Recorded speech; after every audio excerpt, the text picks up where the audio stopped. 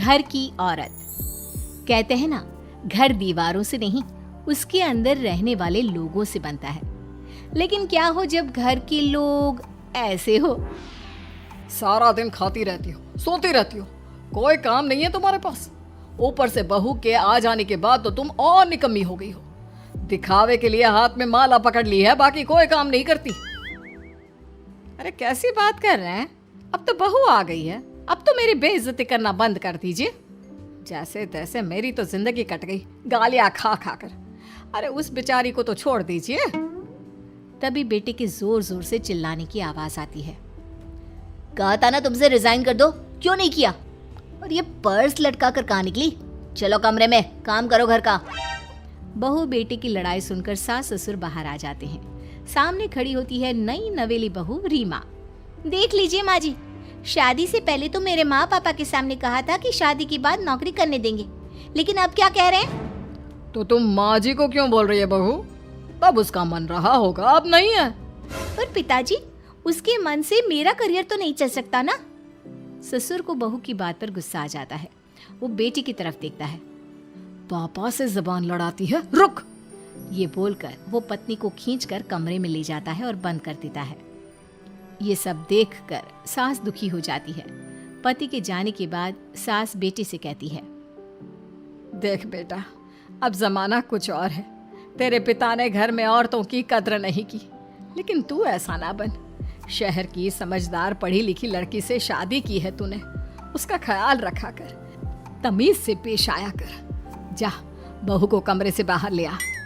लेकिन बेटा नहीं मानता और बहू कमरे में सारा दिन बंद रहती है। शाम को बेटा बाहर जाता है कि सास चाय और बिस्कुट लेकर बहू के कमरे में जाती है। बहू बेटा ये ले, चाय पी ले। रो रो कर कैसी शक्ल बना ली है बेटा। माँ जी, ये कैसे लोग हैं? आप कैसे मैनेज कर रही हैं? ऐसे थोड़ी ना होता है माँ जी।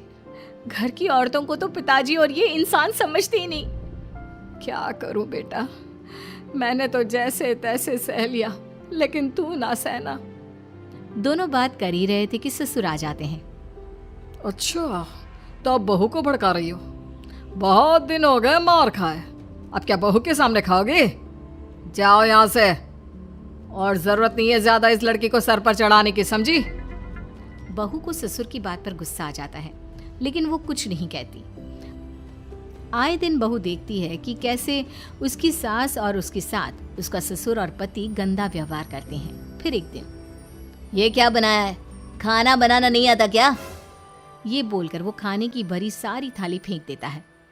अरे बेटा कोई बात नहीं, शांत हो जा, मैं अभी बाहर से कुछ मंगवा देता हूँ।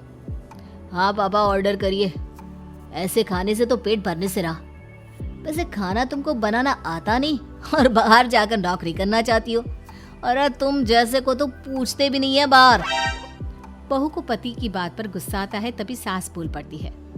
तेरे से ज्यादा पढ़ी लिखी है, वो तो तूने इसे कहा था कि तू नौकरी करने देगा तो तुझसे शादी कर ली, वरना ना ही करवाते इसके माँ बाप तुझसे शादी इसकी।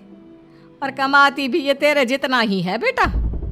बहू हैरान रह जाती है कि जो सास खुद के लिए एक बार भी खड़ी नहीं हुई, वो उसके लिए बेटे को भी भला बुरा सुना रही है। उसकी नजर में सास की इज्जत और बढ़ जाती है। वो सास को देखकर ये सब सोच ही रही थी कि उसके कान में एक जोर से चांटे की आवाज आती है। किसको किसको मार पड़ी? वो देख ही रही होती है कि उसकी नजर जमीन पर बैठी सास पर पड़ती है। अभी तो धीरे से मारा, फिर जुबान खोली ना तो ऐसा मारूंगा कि कान के पर्दे फट जाएंगे। सास रो रही थी। बेटा और पति वहां से चले जाते हैं। पिताजी अच्छा किया माँ को जोर का चांटा लगाकर, आगे से जबान खोलने से पहले 4 बार सोचेंगी। बड़ी आई। दोनों हंसते हुए वहां से निकल जाते हैं। बहू सास को उठाती है और पानी देती है। मैंने ये दिन रोज देखे हैं बहू, लेकिन तू नहीं सहना। तू अपना जीवन अपने अनुसार जीना।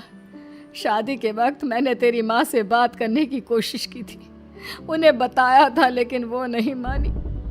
बहू सास को पकड़कर रोने लगती है। वो इसलिए नहीं मानी क्योंकि वो मेरी सगी माँ नहीं है। माँ जी, जिस तरह से आप मेरे लिए खड़ी हुई है ना, मेरी माँ भी नहीं हुई। बेटा मैं तेरा भला चाहती हूँ, तू नौकरी इस घर में रहकर तो नहीं कर पाएगी, एक काम कर, इस घर से चली जा, पैसे कमा और खुश रह। माँ जी, हो सकता है कल तक मैं आपके इस फैसले को मान जाती, लेकिन आज नहीं। माँ जी, आप यहाँ इस नर्क को झेले और मैं आपको छोड़कर चली जाऊं? नहीं, कभी नहीं। अगले रोज, सुनिए, वो क्या है ना, मुझे कुछ कपड़े और गहनों की ज़रूरत है, तो ज़रा पैसे दीजिए ना। अब आप घर के मर्द हो तो पैसे तो आपसे ही मांगूंगी ना। बुरा तो नहीं लग रहा ना आपको? नहीं नहीं, बुरा क्यों लगेगा, ये लो कार्ड, कर लेना शॉपिंग। अगले रोज, बिजली का बिल आया है 10,000 का, भर दीजिएगा। इतना बिल कैसे आ गया? बेटा वो क्या है ना, सारा दिन बहू घर में रहती है तो कमरे में एसी और टीवी चलता रहता है। अब कम से कम बाहर जाए तो 4 पैसे कमा कर लाए, लेकिन हम लोगों को थोड़ी ना औरत की कमाई खानी है, वो तो मर्द ही करता है ना। पति पर्स देखता है और फिर हाँ माँ, ठीक बोल रही हो, खैर चलता हूँ, ऑफिस का वक्त हो गया है। पति ऑफिस से पिता को फोन करता है। पापा, घर के खर्चे तो बढ़ते ही जा रहे हैं, ऊपर से महंगाई आप देख रहे हैं। मैं सोच रहा हूँ क्यों ना मीना को नौकरी के लिए हाँ कर दूँ, 4 पैसे ही लाएगी ना घर में। वो तो तू ठीक बोल रहा है, लेकिन ये औरत की जात, कल को 4 पैसे कमाने लगे तो यह नहीं कि सर पर चढ़कर नाचे। हाँ पिताजी, बात तो सही है, वो तो आप हैं जो माँ को मुट्ठी में रखा है, वरना मेरी वाली तो। खैर, सोचते इस बारे में। शाम को पूरा परिवार साथ बैठा होता है। वो कल पनीर की सब्जी बनानी है तो थोड़े पैसे देकर जाना। और हाँ, कीर्तन भी रखा है संडे को, उसके लिए सामान की लिस्ट बना दी है, ले आना। पापा को दे दो, वो ले आएंगे। अरे पापा कहाँ से ले आएंगे, मेरे पास नहीं है पैसे वैसे। लो, पैसे ही नहीं है? मेरे पापा की जेब तो हमेशा नोटों से भरी रहती है। बेटा, लक्ष्मी को जो पूजता है ना, उसके पास लक्ष्मी रहती है। जो घर की औरतों को मारे पीटे, वो भला कैसे लक्ष्मी का लाभ ले सकता है? वाह वाह, क्या बात है, तो जबान खुल रही है तुम्हारी। लगता है भूल गई पुरानी मार और डांट, क्या?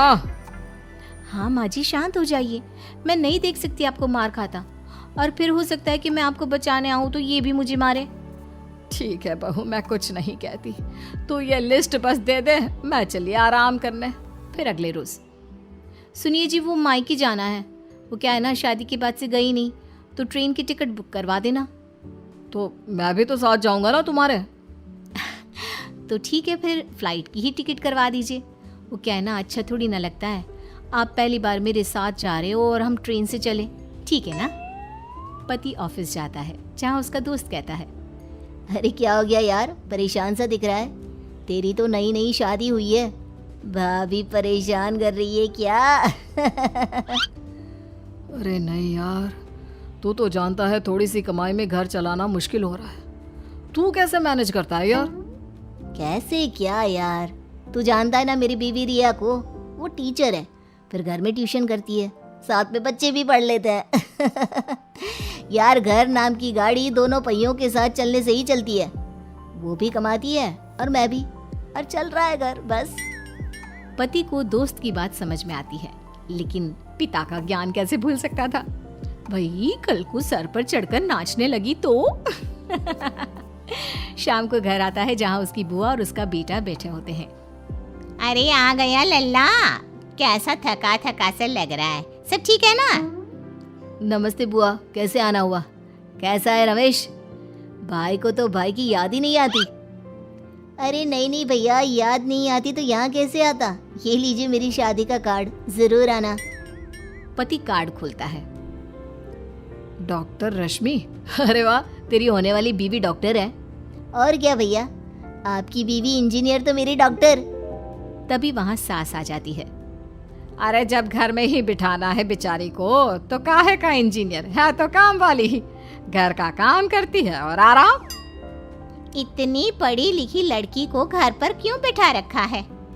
अरे बहू कहीं झोला छाप डिग्री तो नहीं लेकर आई है? पत्नी की बुराई सुनकर पति को गुस्सा आता है। नहीं बुआ, यूनिवर्सिटी टॉपर है मेरी मीना, और हाँ बड़ी कंपनी में काम भी करती है, बस शादी के बाद कुछ महीनों की छुट्टी ली थी, अगले हफ्ते से ऑफिस शुरू हो जाएगा। क्यों मीना? तभी ससुर आ जाते हैं। हाँ, लेकिन फिर घर का काम कैसे होगा? और पैसे कमाने लगेगी तो सर पर। पिता की बात पूरी नहीं हुई कि बेटा, सर पर चढ़ने का हक है उसका पापा। पत्नी है वो मेरी, यानी मेरे घर की रानी। और रानियां तो सर का ताज होती है। क्यों मीना? मीना पति की बात सुनकर शर्मा जाती है। वाह बेटा, तू सही समय में समझ गया कि औरतों की इज्जत करने वाले घर में